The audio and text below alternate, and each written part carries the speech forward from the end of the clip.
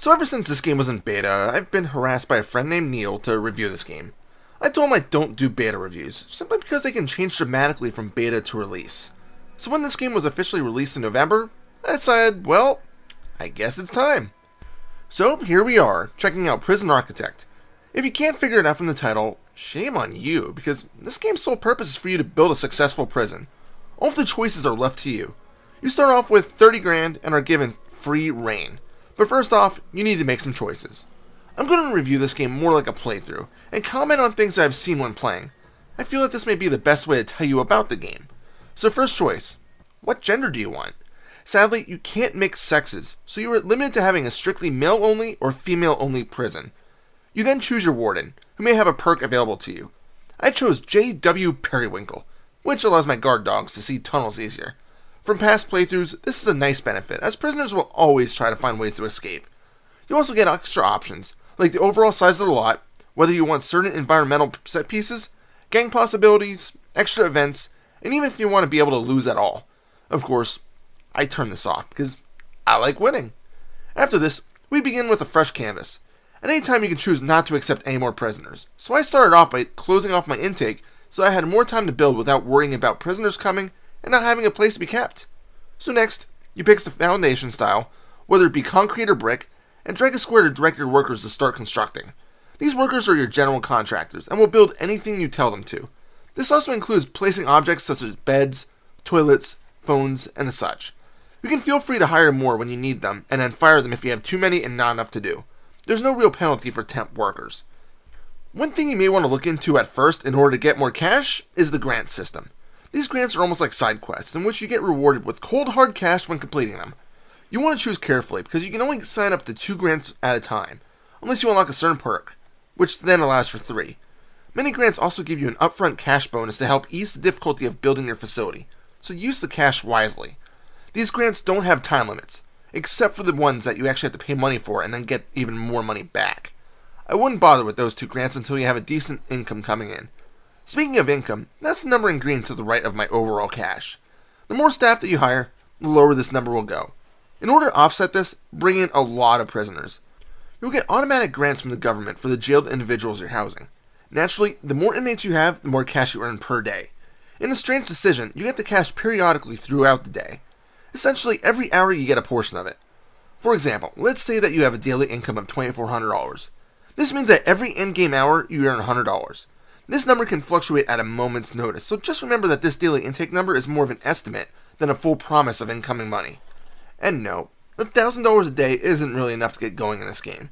You'll want those grants to really start out. Eventually, once you get over with 100 prisoners, you may start seeing a total daily intake of close to $10,000. But it's going to take a while, unless you really want to start playing with loans. So back to building. My little worker bees were busy making what I considered my power room, so I started hiring more staff. Mainly actual corrections officers. After that was done, I hired my warden, but forgot that each supervisor, warden included, needs their own office. Well, there goes more cash down the drain. And as if my contractors didn't have enough to do already. Oh well. Fast forward a bit, and my office area was completed, and I started more work on my temporary holding cell. This will allow me to keep inmates at least housed, even if it wasn't a permanent cell. These holding cells can be dangerous, because you have to figure that you'll be having a mix of the 3 types of inmates all in one cell, possibly resulting in a volatile situation. The 3 types are minimum security, normal security, and maximum security. Naturally, the maximum security types are the guys who will fight at a moment's notice, and things can get ugly quickly. But you also need to remember that the higher the security level for the inmate, the more cash you get from them. If you want, you can choose to opt for dealing with a mixture of inmates or just ones from minimum security. When I started this prison, I opted just for minimum security until I got more cell blocks created. But I'm jumping ahead of myself. Let me explain what you need for each cell. For your basic holding cell, you only need a 5x5 room. It needs to be surrounded by walls. It needs to have at least 1 bench, a toilet, and also needs to be indoors. You need to remember that each room needs to be designated as such, so you click the rooms option and drag to the area that you want created to that room. If that doesn't meet the requirements, you'll see a small exclamation mark on a red triangle, and if you hold the mouse over the room, it'll tell you what you still need. This is nice that you can just quickly check to see what is still needed in that room, instead of clicking the Rooms tab to actually check it out. In addition, if you see a blinking power icon, it means it needs power, whether it be in the general vicinity of a power cable or directly connected to the system. In the same respect, a blinking drop of water means that a water pipe needs to be connecting that object to a water pump. In one of the newer updates, hot water heaters and pipes were introduced, so now you can decide whether to allow your inmates to get a hot shower or bathe in ice. You may see that it's taking a while to create the basis of the prison. That's because I like running these types of games in real time, and not fast forwarding. But in the meantime, let me explain that there's also what they call a bureaucracy system. Think of these as the additional perks of the game. By spending cash, you can opt to unlock more features. These range from more staff members, like a medical staff or a gardener, or things like getting bank loans, lowering your taxes, or even allowing armed guards to roam around in your prison. Some of the better options are expensive, like the $50,000 needed for the offshore tax relief, but when you realize how much cash you save with it, you'll see that it's definitely worth it. So after my holding cells were done, I would create a shower area, a kitchen, and a yard. Now I get started on actual individual cells. Requirements for these are simple. A room has to be at least 3 by 2. It needs to be surrounded and have a cell door attached. You must have a bed and a toilet. And in a no shit moment, it needs to be indoors. Then again, it would be cool if you could allow massive tents outside, like a tent city, but you can't. You must also designate each individual cell as such. If you want, you can go into the logistics tab and designate the area as a security-specific block, but it's not entirely necessary. Although things can get a bit hairy if you mix minimum security and maximum security. More things to keep in mind. You want a kitchen and a canteen for each cell block. Prisoners do need to eat. You do need to hire cooks too, because prison labor isn't immediately available. One thing that irritates me is that if you have multiple kitchens, there's no way to lock a cook into a specific kitchen. There were times I was playing where I had 5 cooks in one kitchen, and only 1 in the larger cell block. It's confusing, but it is one problem I've encountered with the game. And now look at this. Finally, after quite a bit of time has elapsed, cells are available. I already set my prison to be filled to the capacity when intake comes. Prisoner intake happens at 8 a.m. every day. One thing I did forget to mention that can be a pain. Anytime you create new foundation, you need to attach a door before they begin working on it. I can see why. You don't want your contractors to foolishly erect a room and forget to put a door in it, essentially trapping them. But at the same time, why can't I build just over a new wall? In another painful design choice, if you decide to create a new foundation over a previously built wall, that wall will be destroyed. If you don't know this and do so, and you have prisoners nearby, they have an open path to freedom. And if you give them the chance, they will attempt to escape, regardless on the security level. Minimum security inmates want to escape just as much as the maximum security guys. Of course, now that I have cells, there is much more to be done. I needed a place for my staff to rest, so I created a staff room. They don't use it very much, but it's something that's necessary for morale, because if the officers are tired, they aren't as effective, and then the inmates will seize control. So once your inmates come, the fun really begins.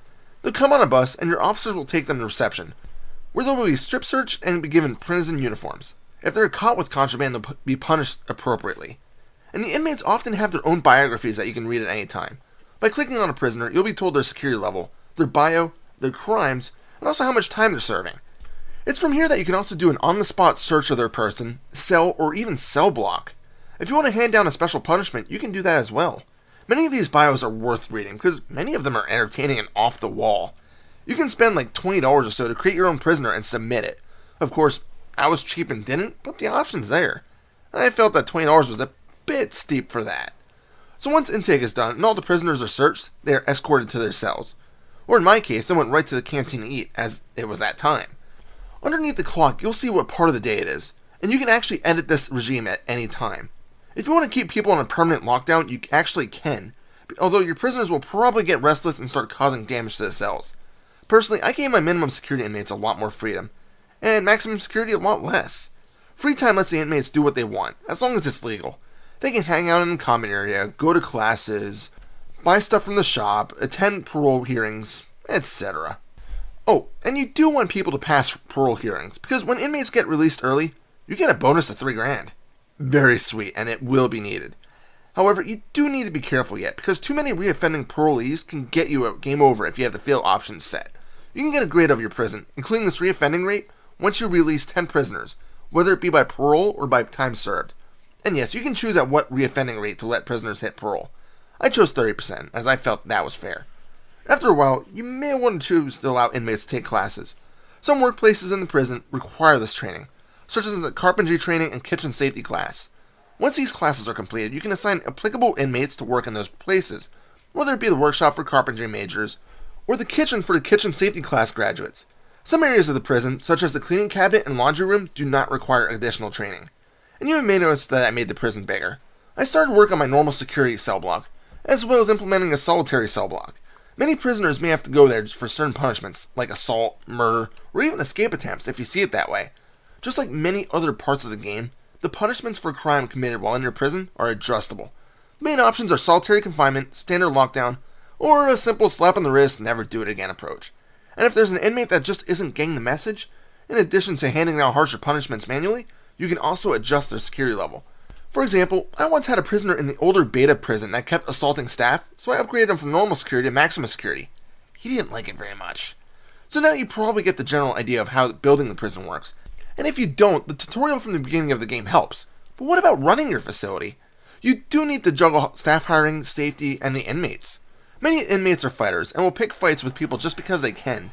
I swear every time it was time to eat in the normal security canteen, there was a fight. So the area was soaked in blood all the time. You have several ways to contend the constant threats of fights and riots. Officers will always have a club available, but sometimes this just isn't enough. You can hire dog handlers to assist in sniffing out contraband and escape tunnels. Armed guards are great, but you can only ever have 4 in a prison. Snipers are awesome to man towers to prevent inmates from escaping, but they're fairly expensive. The best way to arm your guards is body armor, which gives them more protection but slows them down slightly, or rolling out tasers to your staff. This is a fairly costly upgrade from the start, as each officer gets trained and then issued a taser, but then you can stop fights quickly as long as the taser works. Some inmates resist 1 or 2 taser shots, but it will slow them down. At least once the initial rollout occurs, subsequent new officers are immediately trained and issued a weapon, so the cost is much more bearable. Definitely worth it though. There's also a danger meter that tries to help you out to point out how close your inmates are to causing general hell. It's kind of hard to understand though. When you put your mouse to it, it only gives you vague ideas on what is happening. You can go to the reports and see what the inmate's needs are, but again, they aren't very descriptive and don't explain what you need to do to quell the dangerous situations. I usually just waited it out and rolled out punishments as necessary. You do have a few options if things start getting a bit too brutal. These are the red options in the bottom right part of the screen. Free Fire allows armed guards and snipers to shoot on sight without firing a warning shot. You may think that this should be kept on, but that's when escapees lower your prison value temporarily, decreasing your cash intake for a little while. The longer you go without any major prison incidents, you get a bonus to the cash flow too. So again, Free Fire should only be used in emergencies. I should also mention that snipers will always shoot escapees without a warning shot, regardless on whether Free Fire is enabled or not. The second option is Shakedown, which forces the entire prison to be searched for contraband. It's time consuming and generally pisses off your inmates, but if you think that you haven't seen a fight or escapee in a while, it's recommended. Preventive maintenance, you know. Lockdown locks every door in the prison, potentially trapping escapees. Doors will only ever open for staff members with keys, allowing them to isolate problematic inmates. Finally, Bang Up just forces all inmates to go to their cells, although ones causing trouble may ignore this. Using these 4 options can really help keep your facility safe. Sometimes you'll get a cell phone call, initiating a special event. The first one I got said a local prison had to close, so I had to grab a bunch of their inmates. Overall, I got about 50 inmates I had no room for. I had to scrounge around, grab a loan, and create a shit ton of cells in order to accommodate them. You keep them, so you can't just leave them in a holding cell for a day or 2 until they get transferred back. A second one dealt with a virus loose in the building, and I had to call in paramedics to isolate and treat everyone before the virus spread and killed all my inmates. Several did die because I couldn't figure out why my doctors weren't healing the inmates. At one point, about 80% of the population was infected. Yow. There were a couple of collectibles that you can grab while playing.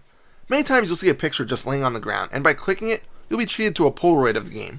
There's a lot of these to collect, but I found that when playing the game, that I kept getting the same 5 over and over. Not sure if this is just bugged or the way the game is.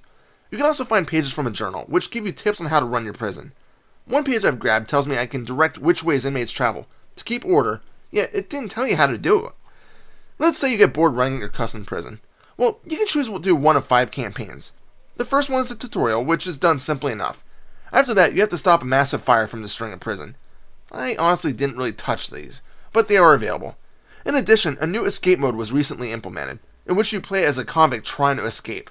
Again, I didn't touch this very much, although I almost escaped my prison just by walking away after I was dropped off. Maybe I should look into that. If you can't tell, the graphics and sound are very minimalistic.